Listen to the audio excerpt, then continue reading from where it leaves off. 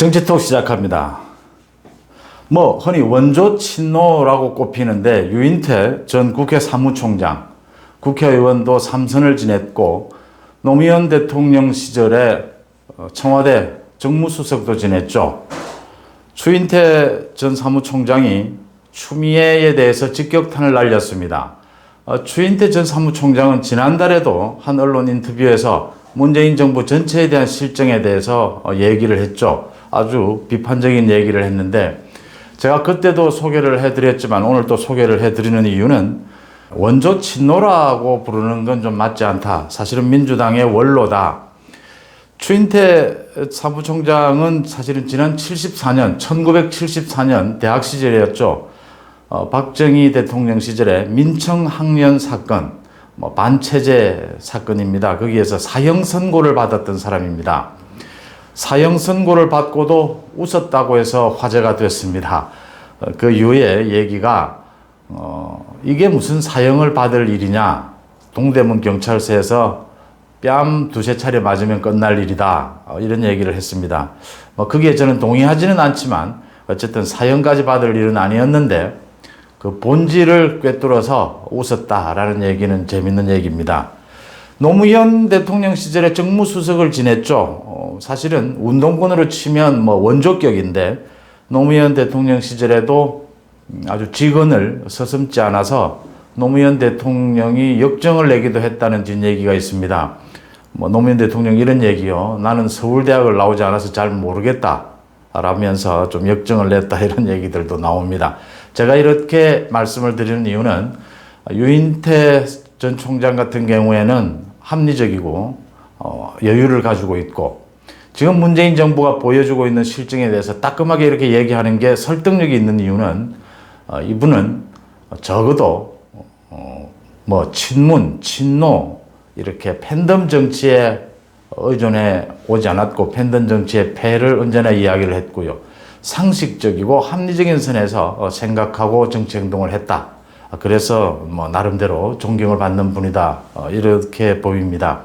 그분의 말을 한번 들어보면요. 유인태 전 총장이 아직 조사를 더 해봐야 알겠지만 사실은 조사할 것도 별로 없는 것 같다. 추미애 사태에 대해서요. 빽 서서 휴가 연장한 거다. 지난해 말 인사청문회 때 추미애가 정말 낮은 자세로 죄송하다 해명을 했으면 별 문제 없이 끝날 일을 이렇게 키웠다. 이 이야기입니다. 어떻게 생각하십니까? 추미애는 지금도 마이크가 꺼진 줄 알았다. 이런 핑계를 대면서 김도부 의원에 대해서 검사 출신이죠. 검사를 그만둔 게 잘한 것 같다. 죄 없는 국민 여럿 잡는다. 소설 쓰신 애도 송구하다고 하면서 마이크가 꺼진 줄 알았다고 합니다.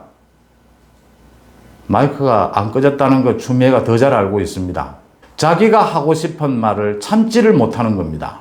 장관을 하고 있는 사람이 어디에서 인내를 해야 하고 어떤 메시지를 내놓아야 하고 어떤 행동을 보여줘야 되는지를 도대체 구분을 못하는 겁니다. 한 개인인 어머니로서 국회의원으로서 장관으로서 그때 지켜야 할 언행에 대해서 전혀 통제가 안 되는 사람이라는 겁니다. 유인태 총장 얘기로 돌아갑니다.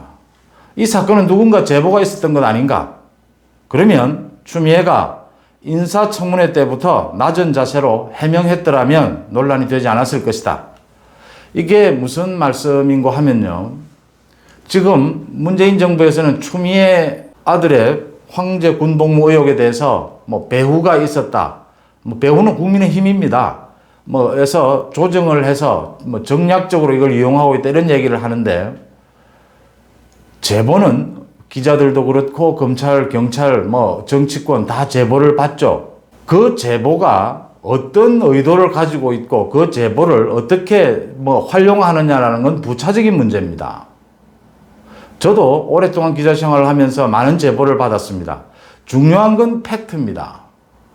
그 제보가 사실이냐 아니냐라는 문제죠.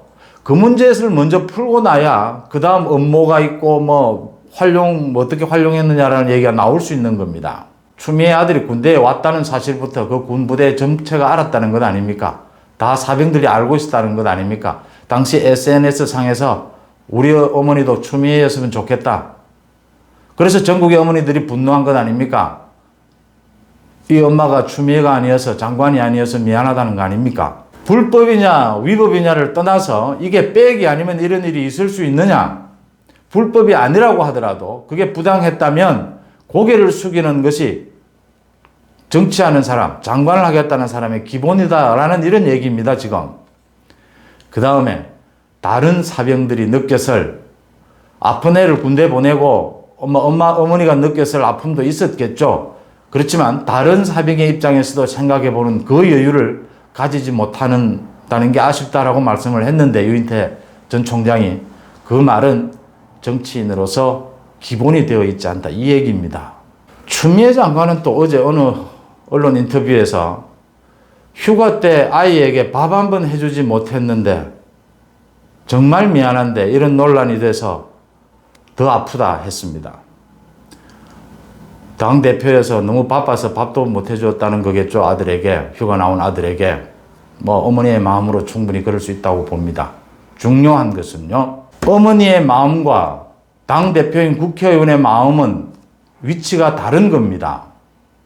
밥 한 번 못 해줬으니까, 밥도 못 해줄 정도로 바빴으니까 내가 그 휴가까지 챙겼겠느냐, 지금 이 얘기 변명하고 있는 것 같은데, 그러니까 비아냥이 나오는 겁니다.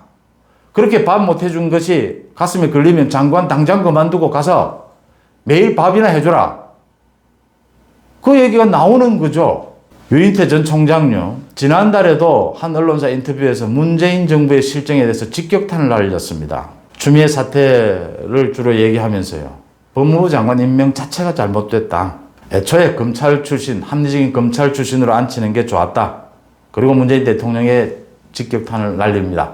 유인태 장관은 문재인 대통령이 대통령에 출마하지 않겠다고 할 때 설득한 유력한 몇 분 중에 한 분으로 꼽힙니다. 문재인 정부의 탄생에 큰 공로가 있는 분이죠. 대통령이 앉아서 방치할 문제가 아니다. 지금 법무부 장관과 검찰총장이 갈등을 일으키는, 대놓고 싸우는, 조금의 체면도 없었지 않습니까? 이런 사태를 청와대가, 인사권자가 어떻게 가만히 앉아서 보고 있느냐. 국민들이 어리둥절해야 하지 않습니까? 이 사상 초유의 사태를요.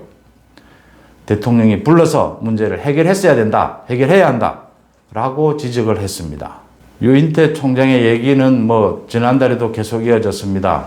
어떻게 국회 상임위 자리를 야당이 법사위를 주지 않으면 하지 않겠다고 한다고 민주당이 덥석 앉느냐.